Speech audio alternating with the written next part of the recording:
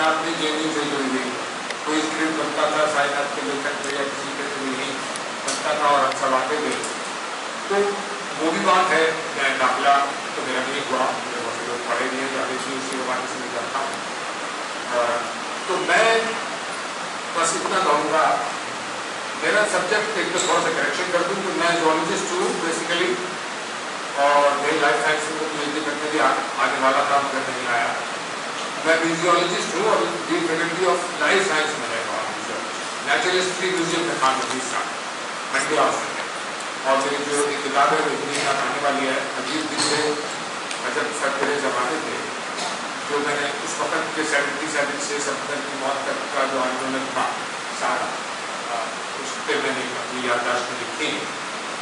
तो मेरा सिर्फ बस करना यह है कि इतने अच्छे बच्चाओं के इतने काबिल लोगों के बाद मेरी समझ में आई बात कि, और मैं फॉलो करता रहा जेएनयू का पूरा आंदोलन जारी रखने कोशिश करता हूँ कि सच से जुड़ी और हक से जुड़ी और इस पूरे मामला हिंदुस्तान और दुनिया की हालत में बदलाव को अपडेट कर सकूँ। तो दो उर्दू के शेर हैं, उर्दू मेरी शायरी से दिलचस्पी की आसानी से मैं कहानियाँ भी लिखता हूँ। परवीन शाकिर का शेर है, हालांकि वो फेमिनिज्म से रिलेटेड है, लेकिन मैं सच कहूंगी मगर उससे हार जाऊंगी। वो बताएं उसकी कानिसियत की बात है जी, फिर भी हार जाऊंगी मगर मैं उसको दूसरे पर्सपेक्टिव में पेश कर रहा हूँ। मैं सच कहूंगी मगर उससे हार जाऊंगी, वो झूठ बोलेगा और लाजवाब करने।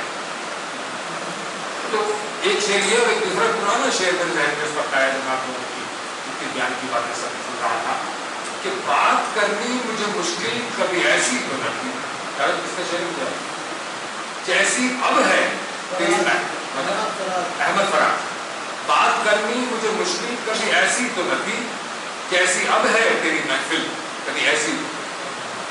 तो अब मैं आता हूँ इस बात, seminar on freedom of expression and challenges before writers. Communicator writer से मैं पढ़ूंगा क्योंकि मैं एक चीज़ अपनी थोड़ा सा पिसाव को थोड़ा सा सुना तो अपने प्रोफेशन से जुड़ा हुआ घर से जूझता रहता हूँ। नेशनल लेवल पे what is museology, what is museum, national museum से मेरा एक मुद्दा चल रहा है कि मैं और मेरी बेटी जो हिस्ट्री की तालीम है मेरी रिसेंटली गए इंडिया हेरिटेज सेंटर और हमें देखते रहते हैं, जागरूक रहने की कोशिश करते हैं। तो हमने देखा अखबार में उस दिन पढ़ा था, तो वो भी हमारे ख्याल में था कुछ और प्रोग्राम देखने गए थे स्टेज में कि वहाँ पे म्यूजियम ऑफ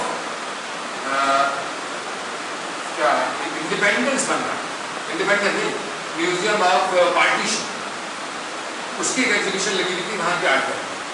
मैं म्यूजियोलॉजिस्ट भी हूँ और आंदोलन से मेरी माँ प्रोग्रेसिव राइटर आंदोलन और सबसे मेरा ताल्लुक है और मेरी बेटी हिस्ट्री की स्टूडेंट है, मॉडर्न इंडियन हिस्ट्री पार्टीशन उसका टॉपिक किया और मेरी की पत्नी जेएनयू की स्टूडेंट है। तो मैं घूम रहा था तो एक एग्जीबिशन को देखी, तब मेरा जैसे कहते हैं स्कूल से ढीला था। वो इस एग्जीबिशन क्या है कि अमृतसर में प्रोजेक्ट है बनेगा पार्टीशन का म्यूजियम और उसमें जो नैरेटिव थे उसमें तो दिल्ली के बहुत सक्सेसफुल माइग्रेट होकर जो ट्रेजडी झेल के लोग आए हैं इस तरफ, वहाँ से उनकी एग्जीबिशन, उनके एक्सप्रेशन और फिर जहाँ के हिंदुस्तान की तो दिल्ली में पार्टीशन 46-47 में जो कैंप बने थे उनकी डिटेल है। और हर जगह जो म्यूजियोलॉजी हम लोग कहते हैं कि एक सिंगल वॉइस नैरेटिव है, one side of the story, इसके वाले भी जाते हैं कि मल्टी नैरेटिव की बात है। हर जगह भी पूरा इंप्रेशन आ रहा है और जो अखबारों के उस वक्त लगे रहे कि एट्रॉसिटीज ऑफ मुस्लिम्स झेलते हुए सिख और हिंदू माइग्रेंट आए हैं और यहाँ और वहाँ पे एक छोटी सी थोड़ी डिटेल होगी, माफ कीजिएगा। तो वहाँ पे मैंने देखा कि एक उसका ये जो है माइयोटोप कैंप का जो रिफ्यूजी कैंप था उसका पुराने मेले के बारे में उसमें मेरे पिताजी जामिया आंदोलन जाकिर साहब के साथ वो भी इन्वॉल्व थे। तो वहाँ की जो अनीस मुद्दाई का कोटेशन भी लिखा है मगर सेलेक्टेड, वहाँ पे भी ये लिखा हुआ था कि यहाँ पे मुसलमानों के जुल्म से ज्यादती से होते हुए जो लोग आए उनकी कितनी परेशानी हुई और हमने कैसे क्या मुश्किल। तो मैंने जाके उनके ऑर्गेनाइजर से पूछा अपनी आइडेंटिटी अलीगढ़ से भी, अब तो क्योंकि मैं अलीगढ़ वाला हुआ हूँ 20 साल दिल्ली में रहा, तो नाम और वो अलीगढ़ मिलकर मुश्किल हो जाती है। आई सेड भाई मैं म्यूजियोलॉजिस्ट हूँ, अब ये जानता हूँ कि आप जब म्यूजियम ऑफ पार्टीशन बना रहे हैं तो म्यूजियम में कहा जाता है क्या होलोकॉस्ट के लेवल पे बनाना चाहते हैं आपके, ताकि फुल होलोकॉस्ट म्यूजियम के साथ ही, या आप कुछ व्हाट इज द आइडिया। तो मैं ये कह रहा था कि कम्युनिकेशन, इसको भी ध्यान में रखिएगा जो आजकल मेरी परेशानी है, कि expression challenges before writers before communication. मेरा माध्यम है नाट्य लिखता रहता हूँ, अलीगढ़ में करने की कोशिश करता हूँ। मेरा एक नाटक है जो मैंने छाप दिया उर्दू में, हिंदुस्तान का नौजवान ढूंढ रहा अपनी पहचान, नौटंकी के style. I wanted to do it in Aligarh with the students, but I did not love it. मैंने प्राइवेट बनाया, आई गुरु मुझसे करने की कोशिश की फेस्टिवल में, क्या मानता है ये क्या स्क्रिप्ट लिख दिया, ढूंढ रहा अपनी पहचान। तो एक अब कहानी मैंने अभी कई उर्दू का फार्म भेजी और एक सर्कुलर हमारी यूनिवर्सिटी में भी आ गया, खासतौर से उर्दू पत्रिकाओं में कि कोई कहानी देश के विरोध के नाम, उर्दू एक्सप्रेशन ये भी आ गया। कई कहानी लिखती है जश्न आज़ादी छपने रही, कहीं दूसरी एक्सेप्ट हो रही है और वो वापिस आ गए। एक ओबामा साहब जो आए थे 26 जनवरी को, मैंने कुछ लिखा। तो मेरा अर्ज करना ये है, और जिसका एक्सप्रेशन बस खत्म करना मैं आपकी बात, कि आज की दुनिया में जैसे आपने कहा कि कितनी स्पेस, खासतौर से के हिंदुस्तान में, इंटरनेशनल की मैं जिक्र नहीं करूँगा। आज की खबर अपने साथियों की बात की, पत्रकारिता के कश्मीर में सबसे पहले मैं वो मुक्ति आगे बोले अखबार कि जब स्पेस बिल्कुल कम है तो राइटर तो प्रिंट माध्यम में, में अगर आप पढ़े और उसमें भी आ रहे हैं राइटर तो प्रिंट माइंड है। जब कम्युनिकेशन जैसा आपने कहा कि 80% चैनल पे जब उसका है तो आपकी बात जाएगी कैसे। अब आप एक एक्सपेरिमेंट जेएनयू में हुआ, वायरल हो गया वीडियो, हमें भी सब जानकारी उसी वीडियो से जेएनयू में वीडियो से मिलती है। आप लोगों को पढ़े काफी लेक्चरों की बातें सुनकर फ्रीडम वाली, हम लोगों को भी जानकारी है कुछ अखबार से।